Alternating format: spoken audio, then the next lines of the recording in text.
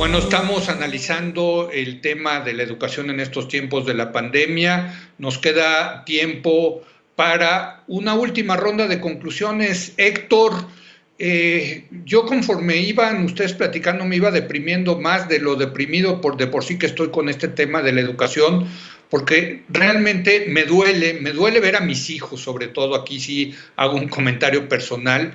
Me duele ver cómo se están perdiendo esa experiencia de la escuela presencial, Héctor. Sí, sí, sin duda, sin duda. Y todo lo demás, lo que está implícito en esto, el esfuerzo extra de la familia, la atención psicológica de un encierro tan prolongado, de una falta de sociabilidad real, en edades claves de la niñez, de la juventud, de manera que es un drama que viene con la pandemia, pero quizá lo que uno echa más de menos aquí es la falta de una concentración de la autoridad y de la sociedad en ver cómo resolverlo, en tomar nota de cómo lo han resuelto otros y tratar de acercarse a lo que nos parezca lo más inteligente o lo que haya resultado, porque ya hay tiempo de medir las experiencias de otros países y ver qué es lo que más funcionó y qué es lo que menos funcionó. Pero hay otro asunto mucho más estructural aquí, que yo creo que va a hacer un daño extra en todo esto. Y es el cambio de énfasis radical hacia la educación que ha establecido este gobierno. La reforma educativa que se volvió como la bestia negra de este gobierno, tenía muchos defectos y era posible, nosotros los comentamos muchas veces en esta mesa, pero tenía una virtud absolutamente clave y era la de poner en el primer nivel de las decisiones la calidad de la educación y la evaluación. Esto ha sido retirado del horizonte educativo mexicano. La pregunta por la calidad y sobre todo ha sido retirada la tarea de la evaluación, porque se inventó este concepto de la evaluación punitiva. Podía haberlo sido en ciertos espacios, en ciertas pruebas, no había más que corregirlo, pero a cuenta de esta evaluación punitiva se suspendió prácticamente la evaluación en el sistema educativo de México. Y eso es un daño adicional estructural que este gobierno ha sembrado en el camino de la educación de México. Iba a costar de por sí muchísimo haber retirado esto. Acuérdese que desapareció el Instituto Nacional de Evaluación Educativa, sí. Y sobre esta pandemia vamos a tener además el problema de medir realmente, de evaluar realmente el tamaño del daño y el lugar en donde tenemos que poner los mayores esfuerzos. De manera que viene lloviendo sobre mojado, pero muy mojado y mucha lluvia. No, totalmente. Y el hecho de que haya desaparecido el debate sobre la relación del gobierno con el sindicato, como dice bien Javier, desapareció el tema del debate educativo, que es de la mayor importancia, Jorge, en este siglo XXI que está cambiando pues cada lustro. Hay nuevas cosas, nuevas tecnologías que hacen replantear prácticamente el modelo educativo, Jorge.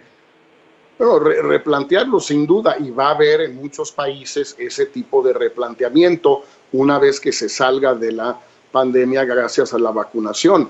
En el caso de México, algunas enseñanzas son evidentes, por ejemplo, que el nivel de conectividad de los niños, conectividad real, insisto, no la de ir a un café internet o a casa de un amigo o a una zona de Wi-Fi, sino en casa, que es finalmente donde los niños, por lo menos hasta los 12 años, si no es que 13, tal vez 14, pasan buena parte de su tiempo o deben pasarla.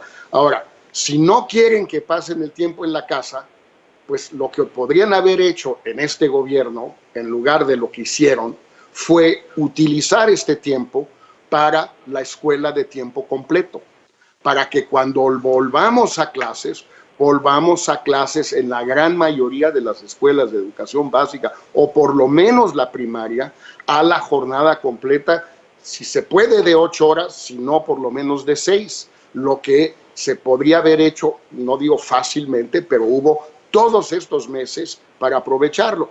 En lugar de eso, el gobierno de López Obrador ha cancelado el presupuesto para las escuelas de jornada prolongada o completa, que es de los pocos logros del gobierno de Peña Nieto, que sí tuvo algunos. Este fue uno de ellos. Bueno, pues no solo no siguieron, no solo no aprovecharon la pandemia, sino que el instrumento quizás privilegiado para recuperar lo perdido, si perdieron tantos días de escuela los niños, pues démosles más horas de escuela a los niños para recuperar los días perdidos. Bueno, es que los maestros no van a querer. Bueno, vamos a platicar con los maestros, a ver qué quieren a cambio. Siempre habrá algo a cambio, nunca no es un no categórico, es no, pero sí, pero a condición de, y así sucesivamente.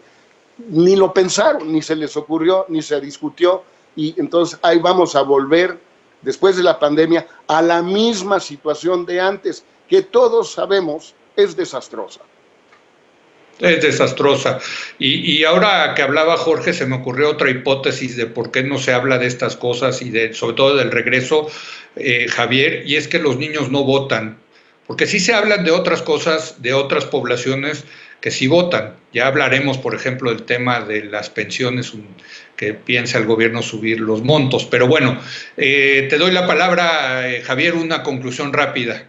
Mira, se me ocurre que este gobierno podría hacer varias cosas. Si yo tuviera que hacer algunas recomendaciones, diría priorizar la reapertura de escuelas en zonas de menor ingreso. Obviamente tomando en cuenta el contexto, si son zonas urbanas o zonas rurales, etcétera, será más fácil en zonas rurales, pero empezar por zonas más marginadas donde el impacto de todo esto será mayor, ofrecerle recursos a esas escuelas para que puedan reabrir de una manera segura, es decir, con cubrebocas, con la ventilación adecuada, con equipo de limpieza adecuado, etcétera. También priorizar la reapertura para niños menores de 14 años, yo diría también, para mí tiene más sentido, entre más chiquitos los niños, mayor el costo, creo yo, y más en contextos de marginación.